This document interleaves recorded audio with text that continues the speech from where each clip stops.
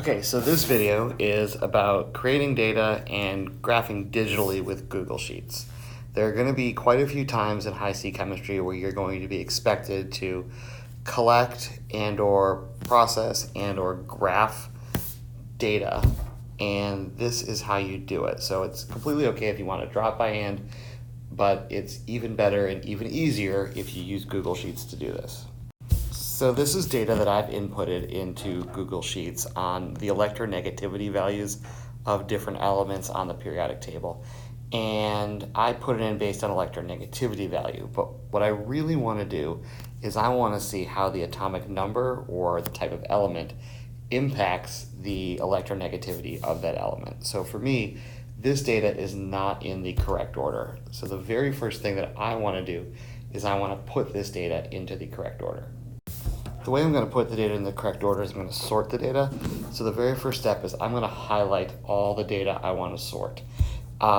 It's very important that notice that you go right here that I didn't actually highlight the column headings, because if you highlight the column headings, they're going to get sorted with your data. I've just highlighted the data itself. In order to sort the data, all I did was go up to data, and then I scrolled down to sort range. If you want to sort your data by what's in column A, picking one of these choices like up here is very easy, but the easiest thing to make sure you sort your data properly is this one right here that says sort range. Once I pick sort range, I can sort my data by whatever I want. So in this case, I want to see how atomic number impacts electronegativity. For me, atomic number is actually right here in column B. It's right here. So when I choose this drop down, I'm going to switch this, and you can pick column A, B, or C. Wherever you have data is going to be a choice. For me, I'm going to sort by column B, and then I'm just going to hit this button that says sort right there. Notice that once the data is sorted, the atomic numbers are in order and the electronegativities get flopped around to match up with their atomic number. So what I want to do is I want to make a graph of atomic number, which is column B right here, and versus electronegativity, which is column C right here. But I also want to include column A so that I can label each point with the name of the element or the symbol of the element. So what I'm going to do, because I want all of this data into my graph, including the headings, is I'm just going to highlight and color in all of this data by dragging. After this, it's very simple. All you're going to do is you're going to go up here and hit the button that says Insert, and then you're going to select Chart, and as soon as you hit that button, a graph is going to appear. So one of the things Google Drive or Google Sheets does is it takes your data and makes a graph based on what it assumes your graph should look like. Clearly, this graph that appeared made absolutely no sense. It's got elements on the x-axis. It's got a combination of electronegativity and atomic number on the y-axis and all these little bars. This is not the graph we want, so we're going to go ahead and have to edit this. The way we edit this is we actually go over here where this chart editor is going to appear, and we pick chart type. Now what it did, it suggested that we wanted a stacked column chart. That's not the case. In this case, because atomic number is a quantitative variable, it's numeric, and electronegativity is also a quantitative variable, it's also numeric, we're going to want to compare those two and actually make a line graph. So we're going to select this one right here. So as soon as you select line chart, the graph changes. Notice how mine has now become a line chart magically. However, this still doesn't make any sense because we're graphing two different variables, atomic number right here, atomic number right here, and electronegativity right here as two different graphs, and that doesn't make sense. So the way we're going to do this is we're going to go into our chart editor, and the first thing that we have to do is we have to make sure that all our data is correct, and it is. It's the range from A1 to C13, which is all the data we've highlighted. That should default.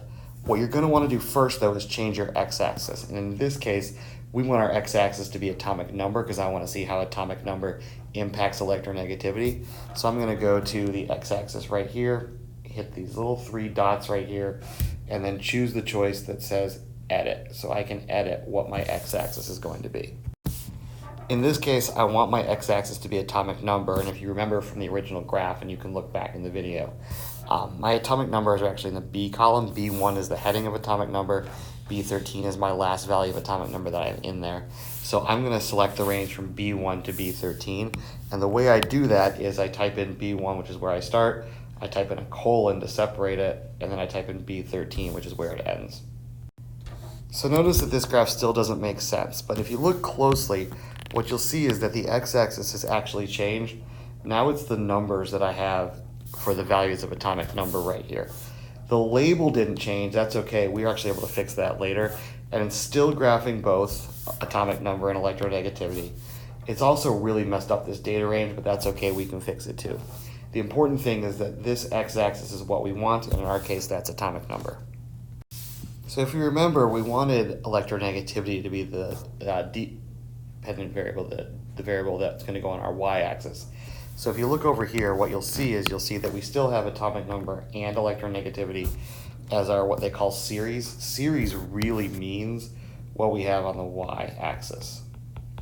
So what we're going to do to get rid of that is we're actually going to click on these three dots right here on atomic number. That's the one we want to get rid of. And as soon as you click on it, a button's going to appear, and that button is going to say remove. So it's going to say remove. And if you hit remove, it's going to disappear. And once we do that, we actually end up with a very, very nice graph of atomic number right here, electronegativity right here, and a graph that just plots one variable versus the other. Now, there are still some things that are wrong. There's no labels here. This really isn't the title of what this graph is showing us, and the element column isn't labeled, so I'm going to show you how to do that next. So the first thing we're going to do is we're going to add the labels of the element name or element symbol to this graph. And the way you do that is you actually go in and you deal with the series, which is the y-axis. So our series is electronegativity. We're going to click on these three dots again, and these three buttons are going to appear that say edit, remove, and add labels. The one that we're going to want to choose is this last one that says add labels. When we choose add labels, we got to remember which column our labels are in. In our case, our labels are in this element column, which is column A right here. So we're going to pick the range, and that's A1, which is the title, colon to mark the separation, and then A13, which is the end of the range. Once we do that, we hit this OK button and watch what happens. The symbols of the elements actually appear on the graph right here. So there's where oxygen is going to be, nitrogen, carbon, and so on. And our graph is right with its numbers here, right with its numbers here, and correct with the labels. The only thing we have to fix now are the axes. So the way to edit the name of the graph as well as the axes is you go into this chart editor tool, and you're already in there, but you're actually on the setup side. So you want to click this button over here that says customize, and the first drop down choice is chart title. There's some other things you could do down here, but right now let's worry about the chart title. So we're going to type in what it really is, a graph of electronegativity versus atomic number, and that'll change our title right here to electronegativity versus atomic number. There's no saving you have to do this. If you click the drop down where it says chart title, which is actually right here, it actually changes it so you can change the horizontal axis title and the vertical axis title. That's how we're able to change these names to atomic number for the horizontal axis and electronegativity here for the vertical axis. So after we've changed our title, we've changed our labels on the axes, we've labeled all our data points, we actually have this perfect complete graph of atomic number versus electronegativity, and we've labeled all of our data points with the correct label for the element. So this video really shows you how to graph in Google Sheets. It doesn't explain what type of graph to make or how to format the data exactly correctly to get full points according to the IB. We'll cover those later in the class because those are more class-specific things. But if you're ever required to make a graph, you can always come back to this video. Or if you're really struggling to use Google Sheets properly to make things appear, just come see me and I'm happy to help.